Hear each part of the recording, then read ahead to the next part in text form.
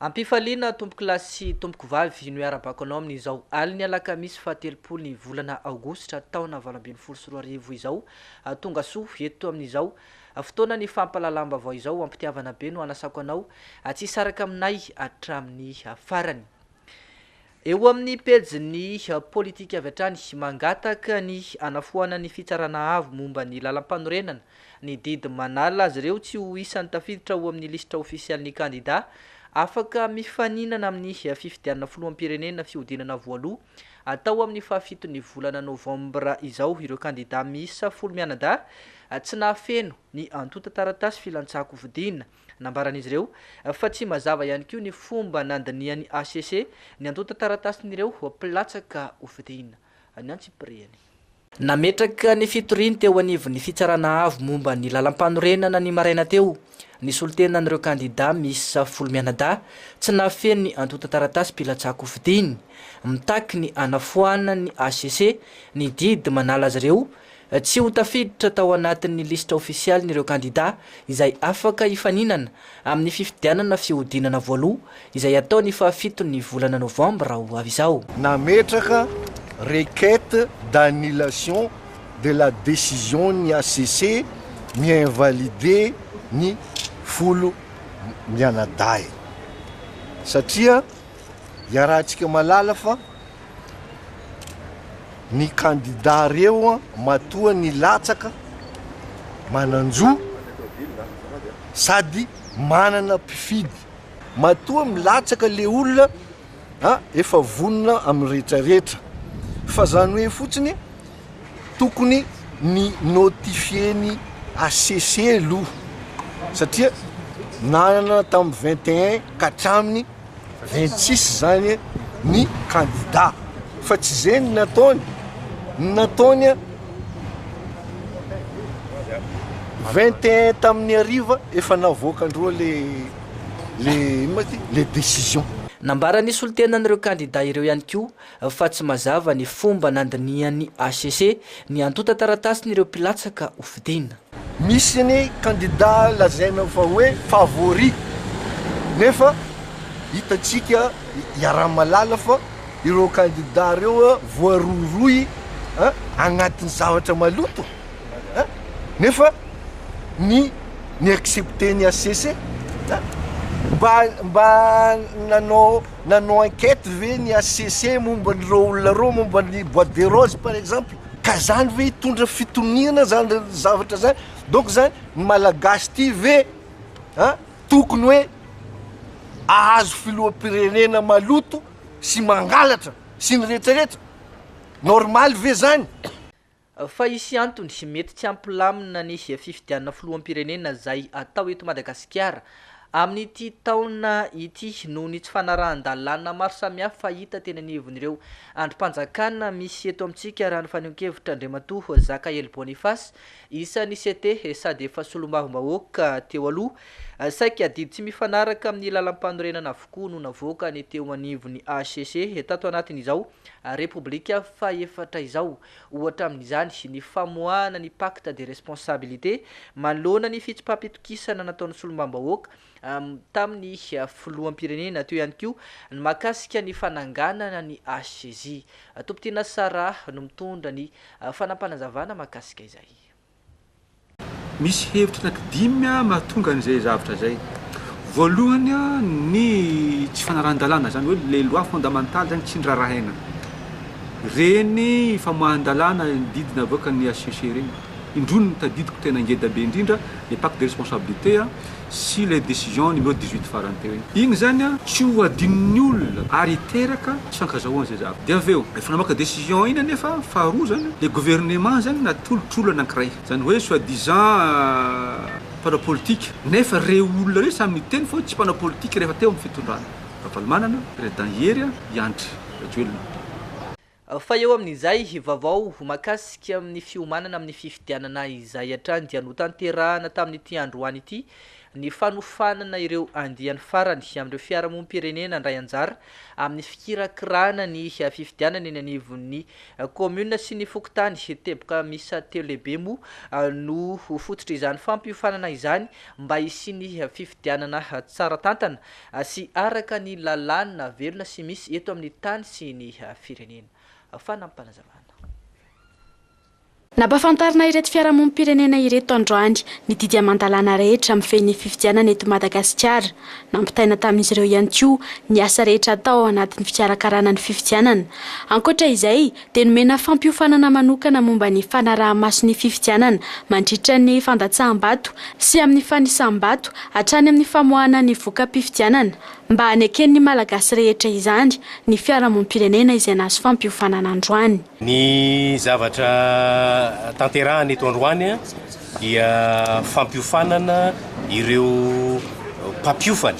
eo amin'ny lafin'ny fanabeazana sy ny fanentanana ara-pifidianana. Asaina eto androany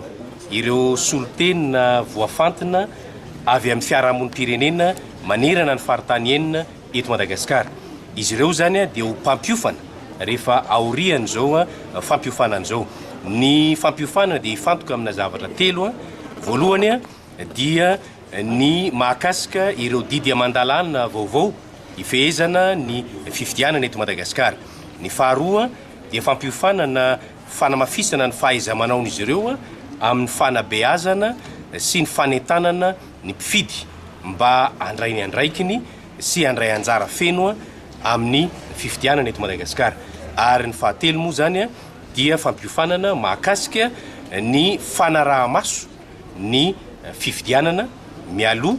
mandritra ary aorinan'ny latsapaty. Andiany farany amin'ireo fiarahamonim-pirenena nomeny vaomiarahamaly ho tena misahana ny fifidianana fampiofanana manokana. Ireto teto anosy ireto Ratsahivina tao anatin'ny 2 volana no efa nandrato fampiofanana avy amin'ny seni, ny mpanao politika, ny mpanao gazety ary ny fiarahamonim-pirenena rehetra isehatra ao anatin'ny fifidianana. Izao no natao ny filoha-hevitry ny seni dia mba hitokisan'ny malagasy rehetra ny zotra-pifidianana sy ny voka-pifidianana. Mahakasika ny fitokonana nataon'ny mpiasa avy eo anivon'ny fahaditsiranana nandefasany tompona andraikitra avy eo anivon'ny ministeran'ny vola sy ny teti-bola fandrahoana ireo mpiasa mikasa itokona anampy ireo namany tapaka karama raha ny nambarany filohan'ny Sampidou tsy afaka nanampy ireo namany mitokona araka izany izy ireo raha ny fanazavana nambaran'izy ireo fa adikany Sampidou ho fanaparam-pahefana izany fihetsiky ny ministeran'ny vola sy ny teti-bola izany manoloana izao olana iaina ny mpiasa ny fahaditsiranana izao. Tompon-tena Sarano mitatitra ny andindiny. Tsy araka amin'ny fanentanana nataon'ny filohan'ny sandika ny mpiasan'ny fahaditsiranana omaly ny abetsaka ireo mpiasan'ny ity sampandraram-panjakana ity nanao fitokonana androany andro voalohany tamin'ny tolona firahalahiana amin'ireo mpiasan'ny fahaditsiranana tapaka karama. Nambaran'ny filohan'ny Sampidou fa nahazo fandrahonana avy amin'ny tompona andraikitra eo anivon'ny ministeran'ny vola sy ny teti-bola ireo mpiasa ka tsy sahy nanapaka ny asany. Ny anay manokana izay ministry ny finance izay tafaverina soamatsara eo amin'ny toerany dia manao izay fanaparam-pahefana diso tafa ohatr'izay amin'ny mpiasa izay mitako ny zony ary efa fantatritsika tsara fa matoa izay miteny hoe ireto ny zavatra takinay maharary amin'ny mpiasa ireo matoa takina vaolana ny amin'izany no tokony ataonao fampiresahana fa tsy hoe fanenjanana ekena fa manana ny tanjakareo nareo satria eo aminareo fahefana fa raha pitso raha afaka pitso mandalo ihany ianareo ireo. Nahazo mesazy tamin'ny tompona andraikitra teo anivon'ny ministeran'ny vola sy ny teti-bola ihany koa ny tenany mandrahona fanapahana karama raha ny nambarany. Misy zany SMS izay nalefa amin'ny tompona andraikitra afaka asehoko anareo moa le izy zany rehefa avy eo ngamba mba ho hitanareo fa dia efa fantatr'ireo zany fa manaraka anay daholo ny mpiasa satria izay aty dia raha iaina raha ivatsy ary nalahelo daholo no izay hoe fa tapahan'ny karaman'ny namany izay dia tonga ny SMS avy any amin'ny ministeran'ny finance milaza fa releveo na hoe alaivo daholo ny anaran'ireo olona rehetrarehetra izay manaraka ny grevy eo anatin'ny 2 andro dia alefaso aty fa tonga dia tapahana daholo ny tambo karamany amin'ny volana septembre izao. izany ny zavatra arak'izany ireo mpiasan'ny fahadiserana tapaka karama ihany no tokony androany tsy nisy nasanana radia azy ireo ireo mpiasa sasany taotry ny ho tapaka karama fa nisy andian'olona nilanja sora-baventy ny tokona ihany koa manoloana ny vavadiny fitsarana avo momba ny lalam-panorenana ny maraina teo ny lanja sora-baventy misoratra hoe tsy ho an'ny mpanonga-panjakana ny fitondrana izay sora-baventy nolanjainy ireto andian'olona ireto ary milaza ihany koa izy ireo fa mitaky ny fampiarana ny lalàna araka ny tokony ho izy eto amin'ny firenena any Antsipriany nambaran'ireo olona mitokana tsena fitsarana avo momba ny lalam-panorenana androany fa ny fanajana ny lalàna misy eto amintsika ary koa ny fanajana ny fahamarinana trany no antoka hialana amin'ny krizy lava misy eto amin'ny firenena ny fahatsapany fa maro ny endrika fandekan-dalàna ataony eo anivon'ny fitondram-panjakana no mahatonga azy ireo hanatanteraka izao hetsika fanairana izao nilaza ihany koa izy ireo fa tokony samandray ny andraikiny sy say maneho ny heviny tsirairay manoloana ny toetra raha misy eto amintsika amin'izao fotoana izao mba hoe bandratrany amin'ny Madagasikara mba hoe tandalàna raha ny famarinana zany natao dia ny lalàna mba mpiarina zany fa tsy hoe mandeha fotsiny amin'izao satria tokony hoe mba misy lalàna amin'io dia arak'izay zany tokony mba hitondrana ny firenentsika ohatra zany zao hoe ny olona manongana fanjakana ny olona mafeno fepetra tokony ampandrosoana ny vahoaka fa misy ny crise politique rehetra hoe tsy raisina mirotsaka ao anatin'ny kandida ovidia fa mamerina crise eto amin'ny tany sy ny firenena mbola misy zany aloha fahitana azy nefa voaray eo nefa tokony mba ampiarina ny lalàna raha ohatra tsy lalàna iraisan'ireny moa tokony azotsika gasy tsika ihany mampiatra an'izany fa tsy hoe andrasana vazaza fa tsika gasy tsika ny hitandalàna dia tokony ampiarina ny lalàna efa démocratie zao dia mba samy mampisehonefa dia samy mbo mampiatra ny tena tokony ho izy indrindra ho anareo tanora zany fa ho anay antitra moa zay efa vita ny anjaranay dia manao sitiny zay mandro hevitra hoe alampolo taona nefa mbola izao ihany maneraka aloha tsisy fa ty hevitra io lafoly fotsiny ve zay izy aniraka fa hevitra io fotsiny eo amin'ny pejy fahasalamana ankalazaina androany sy rampitso eny alasora ny andro afrikanina momba ny fitsaboana ny enti-paharazana nambara ny filompitantana ny fikambana ny mpitsabo ny enti-paharazana eto Madagasikara na ny ANTM fa i Madagasikara dia isan'ireo firenena afrikanina manana ny maha izy azy raha ity karazam-pitsaboana ity no asiana resaka saingy ny fahalainandreo mpisehatra hiditra ao anatin'ny sehatra ny fanarahan-dalàna no mbola mipetraka olana goavana ny fanarahan-dalàna izay isan'ny takinina amin'ny fenitry ny asam-pitsaboana fanadihadihana singa lehibe mandrafitra ny kolotsain'ny firenena iray ny fomba fitsaboana ny enti-paharazana ary samy manana ny azy sy ny mampiavaka azy ny firenena tsirairay fa raha hoaniny aty amin'ny faritra Afrika i Madagasikara dia isan'ny firenena manana ny lanjany eo amin'izay sehatra ny fitsaboana ny enti-paharazana izay na eo amin'ny fahaiza-manao na eo amin'ny arena ara-boajanahary dia eo anelanelan'ny telo ka hatramin'ny 5 isam-pokotany eo ny mpitsabo ny enti-paharazana eto Madagasikara eo amin'ny zava-maniry dia 20 isan-jaton'ireo 4 arivo na 3 arivo sy ray alina voaisa eto Madagasikara dia tsy misy raha tsy eto Madagasikara ary zany dia efa hainy taolo hatrany ambolohan'ny tany aloha tany ny mampiasa an'ireo hikarakarana ny vatana ara-pahasalamana sy hikarana no zany tokony reharesika na dia eo aza izay toerana misy ny fitsaboana ny enti-paharazana malagasy izay dia nambara ny filohan'ny ANTM fa tsy hafa misaraka amin'ny fitsaboana moderna izy ary mitaky fanarahan-dalàna ny fanatanterahana azy mbola maro nefa ireo mpisehatra no marisarisa eo amin'izay fidirana ho amin'ny sehatra ara-dalàna izay isan'ny loha hevitra lehibe iray no resana nandritra ity andro afrikanina ho an'ny fitsaboana ny enti-paharazana ity moa ny fampirisihana ireo mpitsabo mba hiasa ao anatin'izany sehatra manara-dalàna izany izy ity dia asa fitsaboana misy masitsivana misy fitsipika misy lalàna mifehy azy ka tsy tahaka an'ireny entam-barotra rehetrarehetra ireny zany tsy tahaka ny zavatra sanatria tsy hoe ratsy ny friperie fa tsy manana ny maizy azy manokany ireny no zany dia manao antsoavo amin'izay olona mahatsapa fa manana talenta voajanahary manana fahalalana mikasika an'izy ity zany a midira misehatra ara-dalàna mba hahafahantsika miara misala miantoka ny anjara andraikitritsika eo anivon'ny fiarahamonina amin'ity sehatry ny fitsabonana enti-parazana ity ary mifameno amin'ny sehatra moderna eto amin'ny tanin'ny firenentsika Madagasikara. Fa miato manomboka androany ariaritra herinandro izany hoe hatramin'ny fahaeniny volana septambra ho avy izao ny fandraisana marary ao amin'ny sampana vonjitaitra eo anivon'ny hôpitaly Befilatanana raha ny fampafantarana nataony tompon'andraikitra teo anivon'ny ity hôpitaly ity androany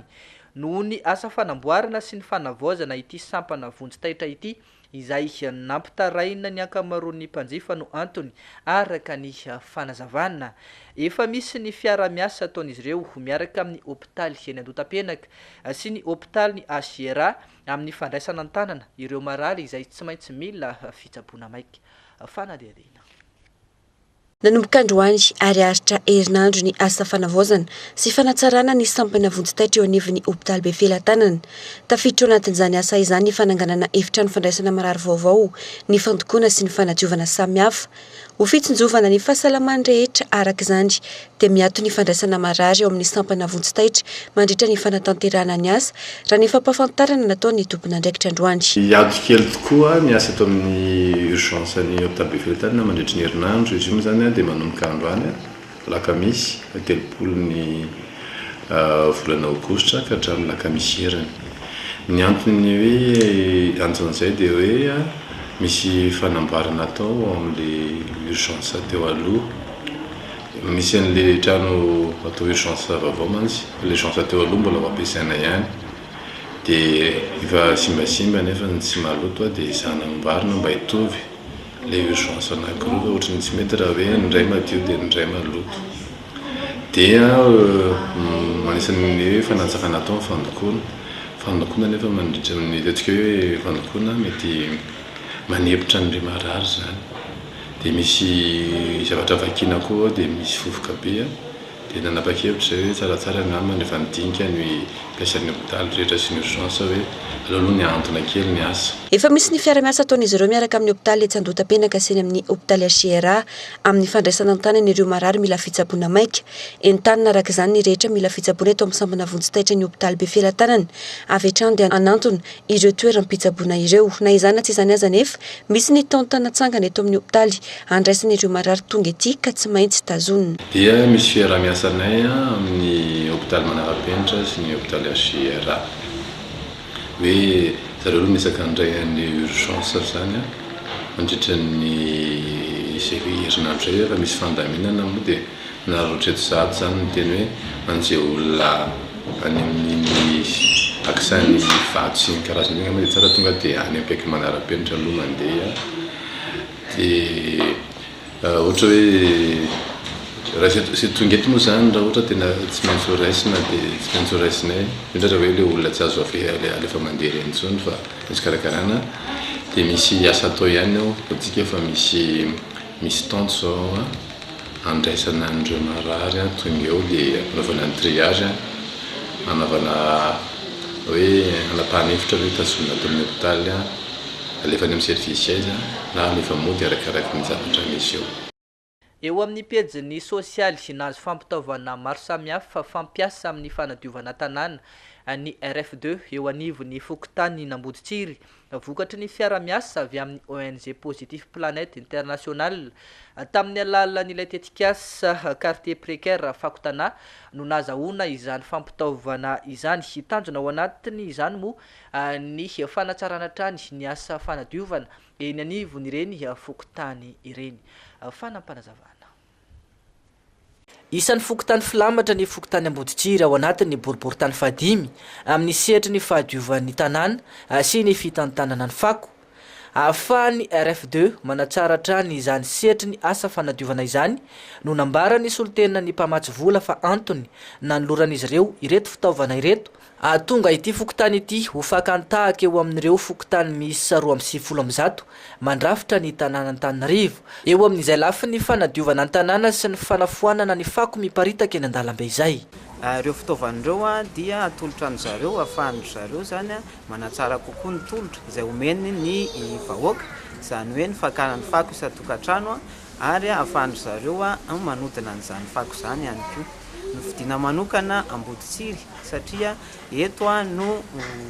hita fa efa lasa lavitra kokoa zany RF2 zany, dia mba amezana exemple ohatra ho an'ny fokotany rehetra iraka Antananarivo. Ny 10 isanjaton'ny fako eo anivon'ity fokotany Amboditsiry ity ihany no azo ampiasaina ahodina azahoana vokatra hafa. Ny ambiny kosa dia tsy maintsy angon'ny mpakafako ny commune. Nambarany filohan'ny RF2 araka izany fa tosika lehibe ho azy ireo ny fahazahoana ireto fitaovana ireto. Raha ny tena fako eto Amboditsiry aloha zany zay zakanay ihany satria le izy koa moa zany mila fitadiavana marché le eo amin'ilay fanodonana fako, dia zay zakanay fa ny akabetsahany fako dia mbola makeny amin'ny mpakabeany Samva ihany, fa eo amin'ny raha ohatra hoe tena jerena zany raha fako isan'andro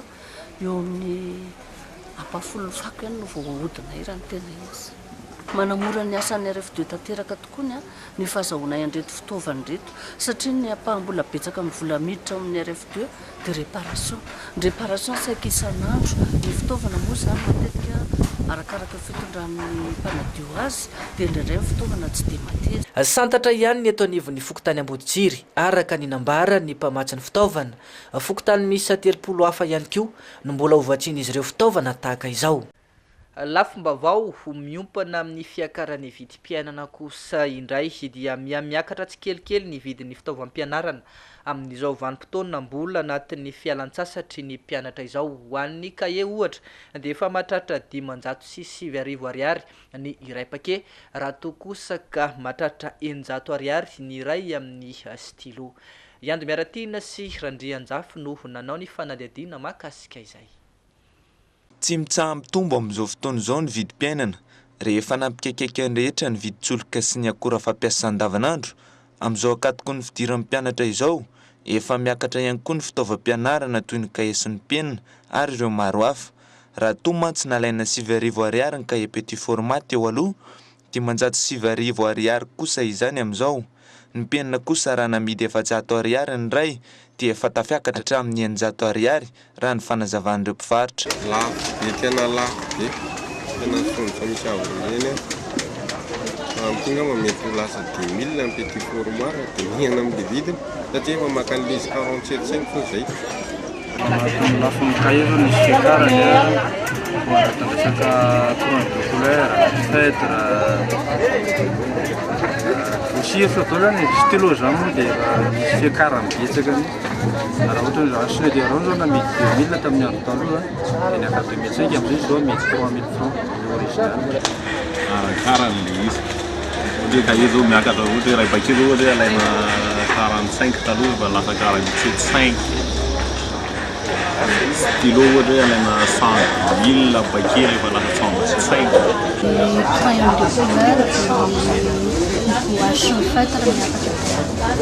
Raha nalaina 25,000 zany boacha dia lasa 27,5. Dia kahie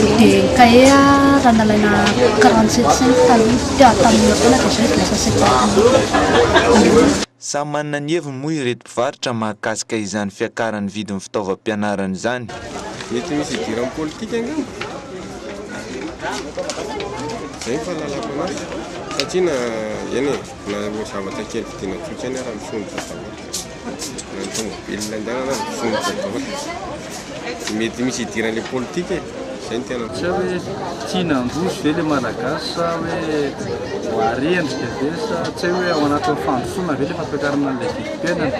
so ao anatin'ny fanapotena ny madinika ohatra ny fampiakarana ny vidim-piainana. Zay zany zao mbola famparotezoana eto inona zany mety hoe le aba angamba mampiakatra izy.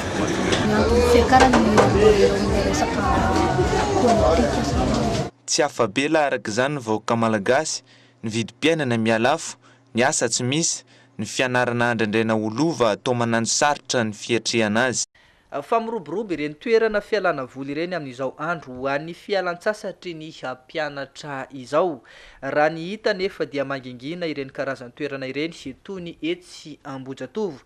sahirana amin'ny fitediavana ny ankamaroan'ny ray aman-dreny ka tsy afaka manao fandaniana mihoatra ho fampialana voly ny ankizy ao kosa nefa ireo ray aman-dreny efa nanomana ka afaka mamalifaly ny zanany amin'ny alalan'ny fitsidihana ireny karazana toeram-pilalaovana ireny amin'izao fotoana izao any Antsipriany. Miezaka ny mampifaly ny ankizy hatrany ireo mpisehatra amin'ny fampilalaovana azy ireny indrindra amin'izao vanim-potoana fialan-tsasatra izao. Noho ny fasahirana sy ny fahefa-mividy ananan'ny tsirairay anefa dia hita takatra fa mihena tsy toy ny tamin'ny taona lasa ny tahan'ireo mpitsidika ireny toerana ireny. Manodidina ny 10 ariary ka hatramin'ny 7 ariary moa ny saran'ireo tapakila fandraisana anjara amin'ireo kilalao hita etsy an-toerana.